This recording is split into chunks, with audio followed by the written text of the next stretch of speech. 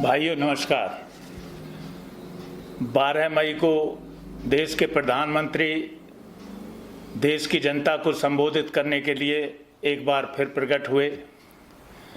उन्होंने दो बातें मुख्य तौर से अपने संबोधन में कहीं। पहला,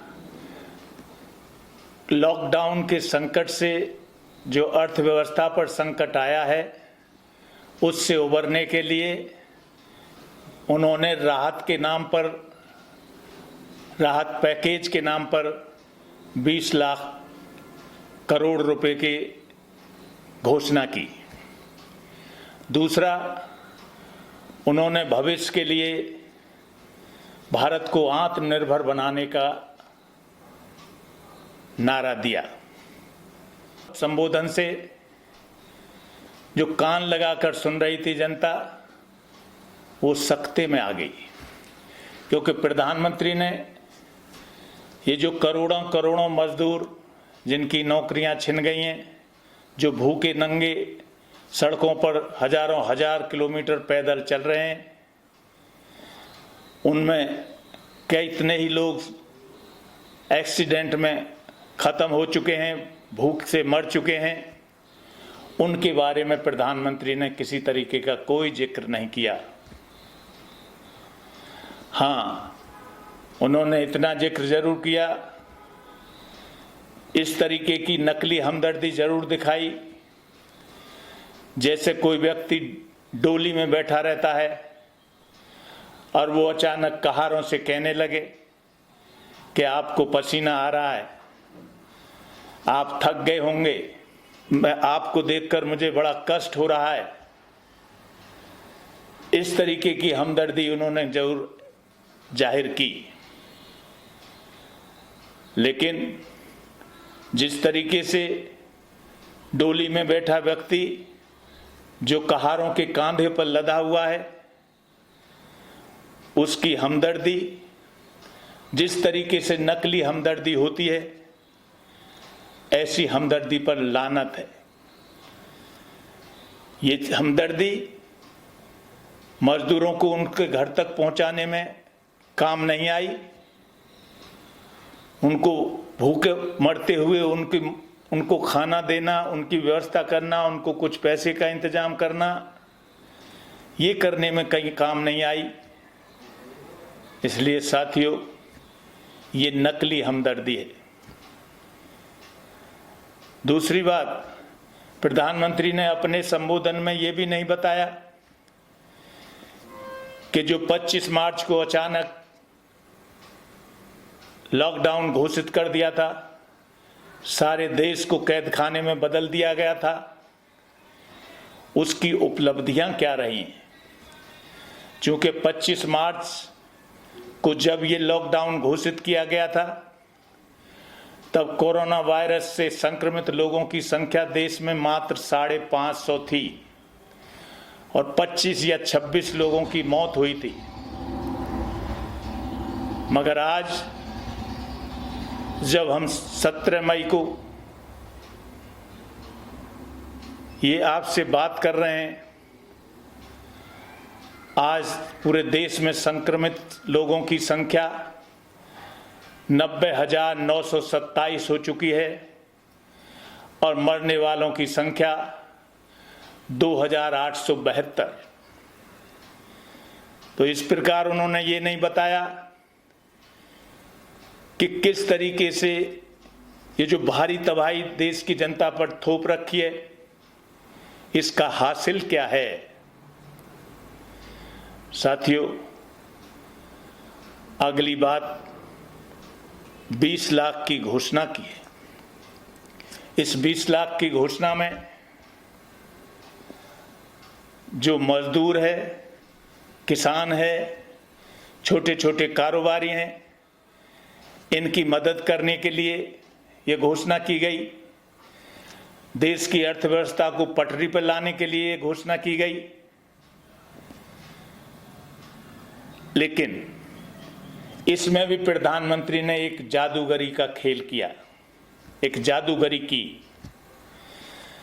चूंकि इस 20 लाख की घोषणा में उन्होंने लगभग 10 लाख करोड़ ऐसी धनराशि को भी इसमें शामिल कर लिया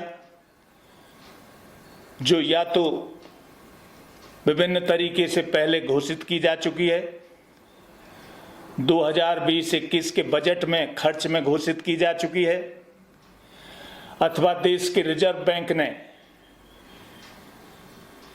पहले ही उसको विभिन्न मदों में भुगतान कर दिया है विभिन्न योजनाओं के लिए, उसको शामिल कर लिया गया। इस तरीके से जो बची हुई 10 लाख करोड़ की राशि है वो कहां कैसे खर्च होगी, इसका जिम्मा देश के वित्त मंत्री को सौंप दिया गया, जो अगले दिन से ही लंबी लंबी प्रेस वार्ताएं करके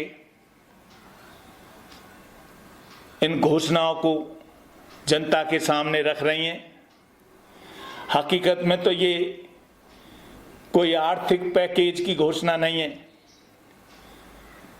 वो एक तरीके से ऐसा लगता है जैसे पंचवर्षीय योजनाओं का घोषणा कर रही हूं। और इसी की आड़ में देश के आधारभूत ढांचे को बनाने के नाम पर, देश की अर्थव्यवस्था को आगे बढ़ाने के नाम पर कुछ ऐसे खतरनाक घोषणाएं की गई हैं जो हमारी देश की आत्मनिर्भरता के लिए बहुत ही खतरनाक साबित होंगी। आप जानते हैं, सबसे मुख्य बात मोदी जी ने अपने संबोधन में देश को आत्मनिर्भर बनाने के लिए घोषित की। एक तरीके का नया नारा दिया है, देश को आत्मनिर्भर बनाओ, और इसके लिए देश की जनता से बहुत कुर्बानी देने के लिए तैयार रहने को कहा है।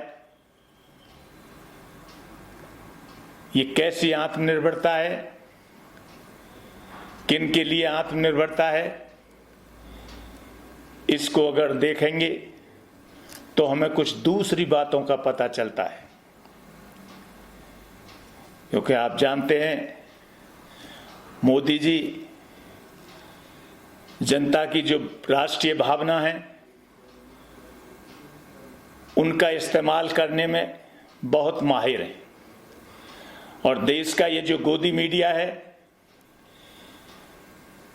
ये उनकी घोषणाओं को उनके पक्ष में इस्तेमाल करने के लिए पूरी ताकत झोंक देता है।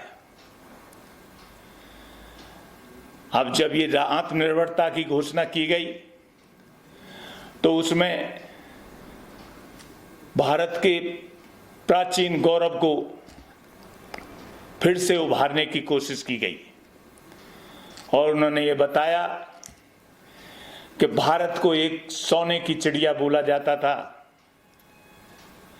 ऐसा लगता था जैसे प्रधानमंत्री शायद ये कह रहे हैं कि ये भारत सोने की चिड़िया थी, लेकिन भारत के गुलाम होने पर ये सोने की चिड़िया उड़ गई, और कांग्रेस भी इसको 70 साल तक वापस नहीं ला पाई।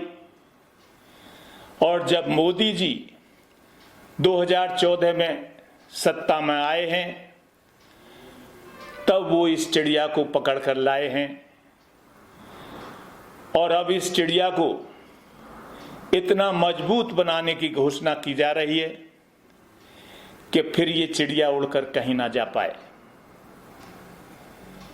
दोस्तों, इस भारत की सोने की चिड़िया को, इसके वास्तविक स्वरूप को हम जो लाखों लाख मजदूर, करोड़ों मजदूर जो सड़कों पर चल रहे हैं, जिनकी नौकरियां छिन गई हैं, जिन पर आज भी लाठीचार्ज हो रहा है, आज भी हरियाणा के बॉर्डर पर, गाजियाबाद में यूपी के बॉर्डर पर उन पर लाठी बरसाई जा रही हैं, हजारों हजारों की भीड़ अपने घरों को जा रही है, जिनकी तबाही आ गई है, नौकरी छिन गई है, उन्हें पुलिस पीट रही है।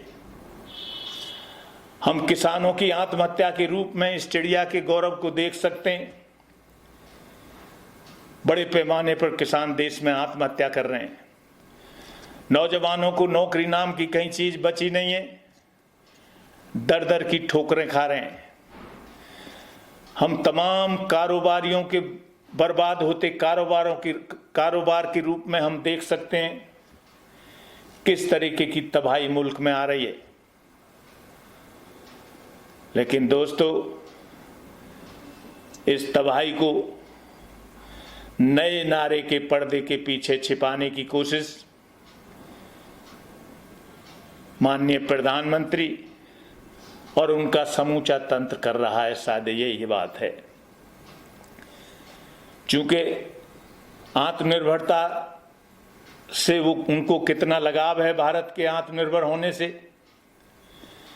वो किस तरीके की, जब से लगभग 6 साल उनको सत्ता में आए हो गए,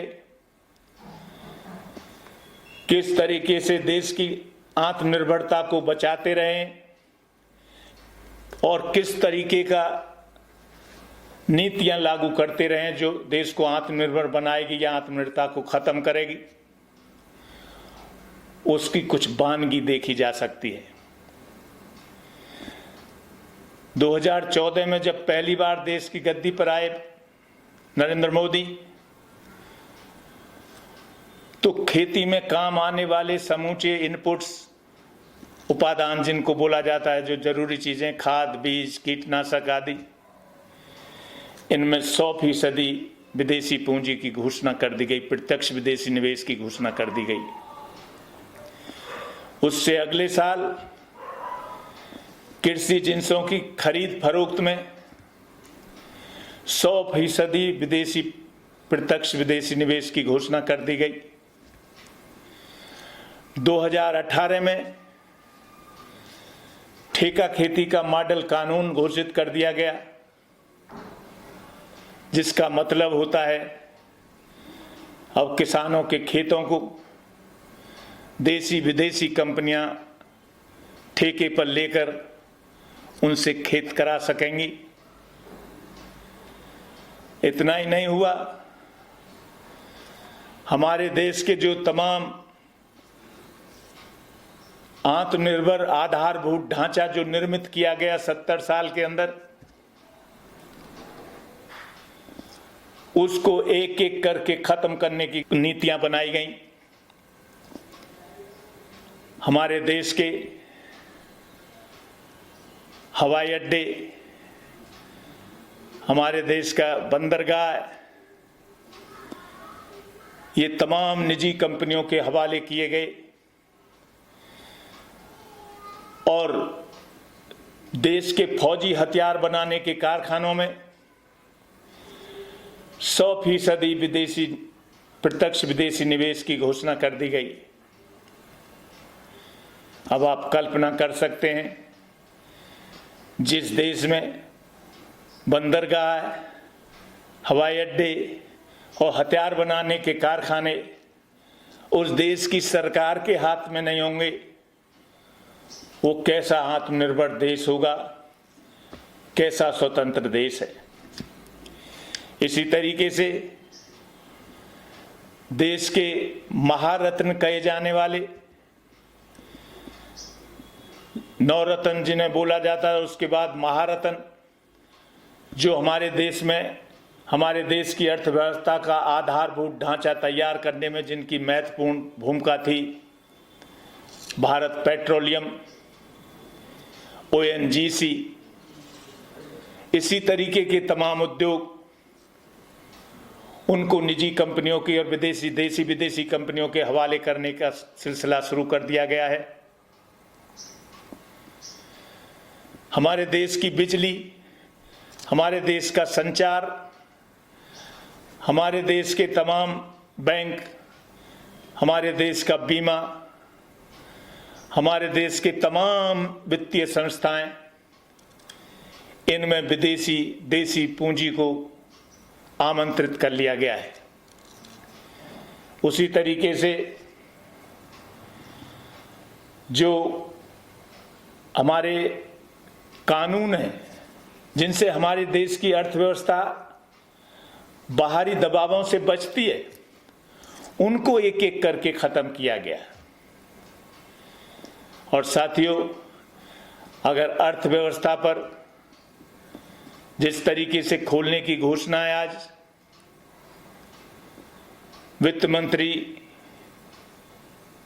कर रही हैं प्रधानमंत्री के कहने पर, वो बहुत घातक योजना है जिनका जिक्र हम आगे आपसे करेंगे अगले वीडियो में। लेकिन हमें एक बात ध्यान रखना होगा कि अगर एक हकीकत है, अगर किसी देश की अर्थव्यवस्था पर उसको कोई देश गुलाम बनाता है, उस पर किसी दूसरे का कब्जा होता है, तो उस देश की आज़ादी को भी बहुत दिन तक सुरक्षित नहीं रखा जा सकता। ये एक हकीकत है और इसका मुकाबला करने के लिए देश की तमाम धर्मों में संबंधित, जातियों से संबंधित तमाम देश से प्यार करने वाले लोगों को इस पर गौर करना होगा कि आज मोदी और उनका राजनीतिक और सैद्धांतिक जितना भी झुंड है, ये सारा का सारा देश को उसी रास्ते पर बढ़ा रहा है, देश को आर्थिक गुलामी की तरफ ले जा रहा है और इससे देश की राजनीतिक आज़ादी को खतरा पैदा हो निश्चित तौर पर होगा। शायद इसीलिए देश की जनता की जो एकता है उसे तोड़ने के लिए साथ साथ धर्म के नाम पर जनता में फूट डालने की बहुत बड़ी साजिश की जा रही है। हमें इसके खिलाफ सावधान रहना होगा, सचेत रहना होगा। बहुत बहुत धन्यवाद।